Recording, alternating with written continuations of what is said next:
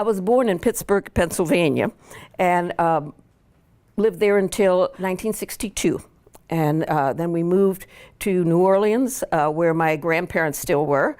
And I entered the public school system of New Orleans. The public school was a very important thing to my parents. In Pennsylvania, you bought your property depending on the school district. And so I went to Gregory Junior High for a year and a half, and then to Ben Franklin, where I'm proud to say I graduated first in my class, and then went on to Newcomb and graduated Phi Beta Kappa from there, and then chose to go to Loyola Law School. I was born and raised Greek Orthodox, and to Greeks, Orthodoxy is part of their identity, basically speaking, to most Greeks. And from Pittsburgh to New Orleans, we kept the association with the church. My mother, who was born in America, wanted us to all learn Greek. And that's very difficult to get kids to do that. And she had a period between 3 and 6 in the evening that she would not talk to us unless we talked in Greek. So we thought, we kind of ganged up and said we could avoid this. We just wouldn't talk to her. Well, that's when you're hungry. That's when you need your homework help and all of this. So she was pretty smart about that. And we went to the Greek schools and all that, but you learn it at home. But that language helped me with the summer school. So everything kind of works into everything else. I think I made the right choice to be a lawyer. When I was graduating from undergraduate school, where my major had been political science, I had a very fine teacher there who wanted me to go to get my PhD in political science. And my father, who was, my big cheerleader, drove me around to various graduate schools to see the graduate schools and see what I wanted to do. And then one day he said, "Why are you doing this?" And he says, "Well, couldn't you do this in New Orleans?" And I said, "You can't get the jobs. I'm going to have to go somewhere else." And he said, "Well, did you ever think of doing something else?" And I think he would have always loved to have been a lawyer had he had the opportunity. He said, "Did you ever think of law school?" And that's when the wheels started turning, and I thought, well, why not think of law school? And that was it. I graduated from undergraduate school in 1970. This was an era of women just starting to be going to law schools and med schools. I mean, they had some pioneers always black, but it was just the beginning of the opening, I guess, of the women's movement and all of that. I applied to Loyola, Tulane, and LSU, and ultimately decided I wanted to stay in New Orleans, so that narrowed it to 2. And frankly, the reception I got from Loyola was so inviting. Kathryn Schwab was the director of admissions. It didn't seem to make a bit of difference that I was a young woman. I got a wonderful scholarship. It just felt like a good fit, and it ultimately proved to be so. My moot court partner and study partner throughout law school, Dick Chopin, introduced me one day, it was our second year of law school, to a young man who was starting his first year of law school, who happened to be Phil. And that was the introduction, and there you go with Loyola Law School again. And then when Dick and his wife Denise got married, they placed us both in the wedding. So I was a bridesmaid and he was a groomsman, and they just kind of kept working on that, and the rest is history. So we met at law school. One place women were being accepted was as clerks to judges. And so I tried the federal clerkship job. Now the federal clerkship was a little bit harder to get into than the appellate court or the local courts. So I interviewed for quite a few positions and did not get the federal clerkship. And then I interviewed with the Louisiana Supreme Court and was offered a position there.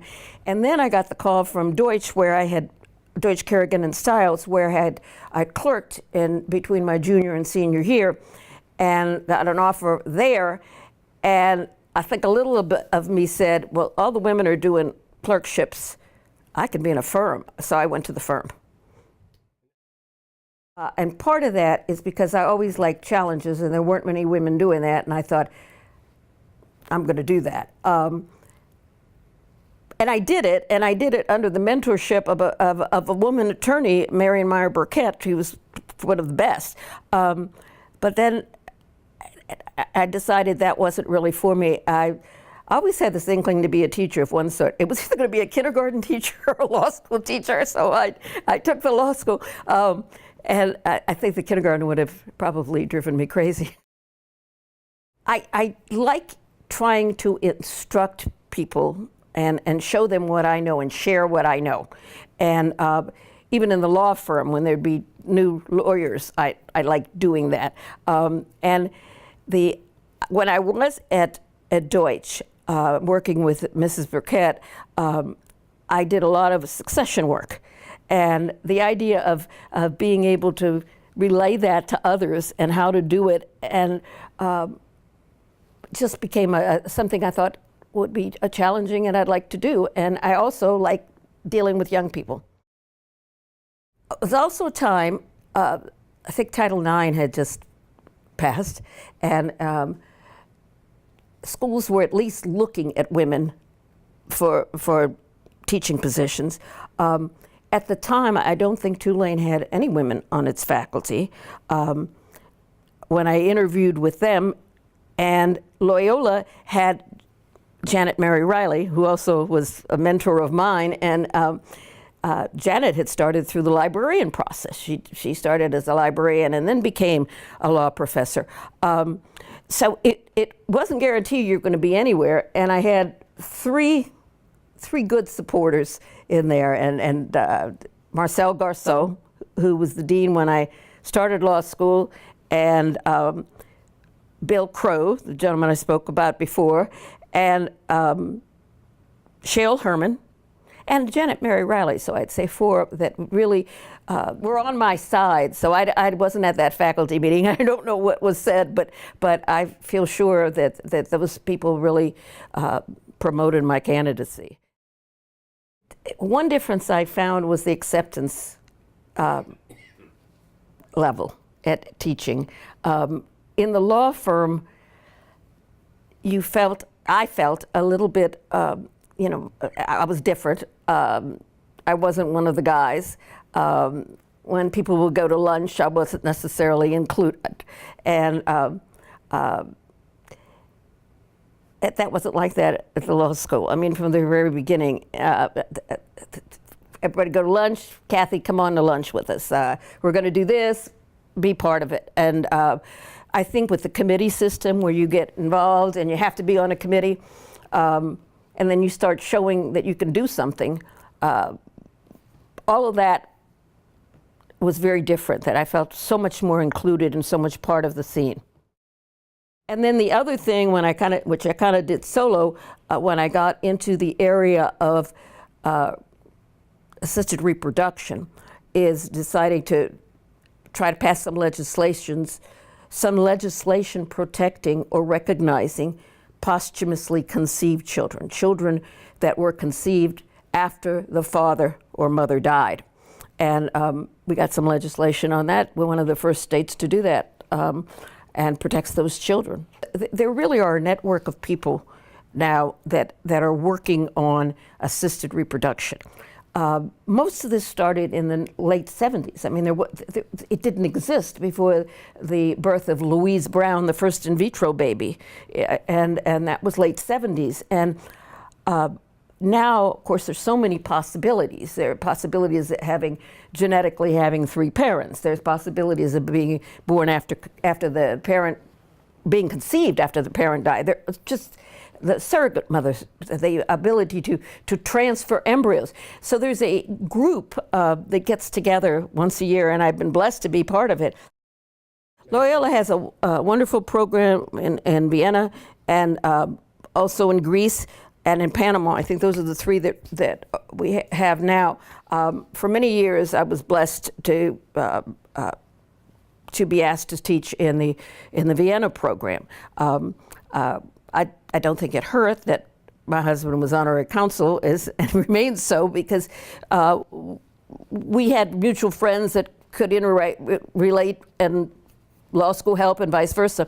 But that was wonderful. That was for 2 weeks teaching mostly American students over there. And I did the reproductive, and I also have done end-of-life issues in those. And for many years, I was also asked to teach with Tulane's summer school in Greece. I was associate dean under Dean McDessie, and then I was interim dean when Dean Bromberger was going to retire. I was going to serve as interim dean till a new dean was picked, and unfortunately he died prematurely, and so the day he died I became interim dean a little early, and so I held most of the positions that you could hold there. The difference between being a faculty member and being a dean, well, first of all, I think you're a lot more autonomous being a faculty member, because you do your own little thing, and unless you do something egregious, you can keep rolling along and doing it. You have a different responsibility as an administrator, and you have all of a sudden you have a constituency. You have to please other people other than just your students, and just when you say just your students, that's hard enough to do. But then you have the faculty, you've got the administration, you got the main administration. You do have more power, so you could do some things, and that was pleasurable to me, because one of the things I was most concerned about during my years at Loyola was our stature as far as the bar exam was concerned. Now, many can say that's no big deal, why should you care about it? But I think if you ask any Louisiana lawyer, they want to know how you did on the bar exam. And of course you can't practice without that. Again, I like being around the young people. I like hearing their ideas. My mind has changed on a lot of subjects just from talking to them. A lot of subjects in family law. A lot of ideas I had and was brought up with, and I see a different avenue when I talk to them. So to me, it's a much more vibrant, moving area to be in teaching. People think you go and retire to teaching, that you're not doing anything. I think it's much more active. My church activities have always been part of my life, and not only my church activities, but getting the children involved. Once I had children, that becomes, of course, almost a full-time job. I did get involved and served on the board of Trinity Episcopal when my children were over there, and got involved in some of the activities when they were at Newman. So you start channeling a lot into the area of family-related things, and I think that's where I spent a lot of the time. I will start with the Bar Foundation. Being named Professor of the Year was one of my big honors, and that year, and I cannot remember the year, but I do remember that my mother was still living, and the ceremony was in Baton Rouge, and my whole family went. My mom, and brother and sister, and the whole gang, and it was a lovely, lovely event, and I felt very honored. I was honored by Loyola with their highest award, the Ducas Academicus Award, but that meant a great deal to me also. Another one was the Michelle Wynn, Petard Wynn Award. I was a friend of Magistrate Wynn's, and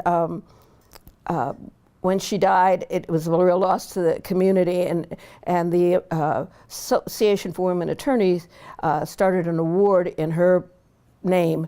It was mostly an ethical character award because Michelle was that type of person that you could name something after her, and I got that award. I was able to give the Tucker Lecture at LSU one year. For the rest of my existence, if I could do what I wanted to do, I'd really like to travel. Of course, spend a lot of time with my grandchildren and take them to travel. We always took the children on the summer abroad programs. And people would ask them, where do you go for summer vacation? And they'd say Sandestin, because we always went to the Bar Convention, and Crete. You know, I mean, it was just matter of fact.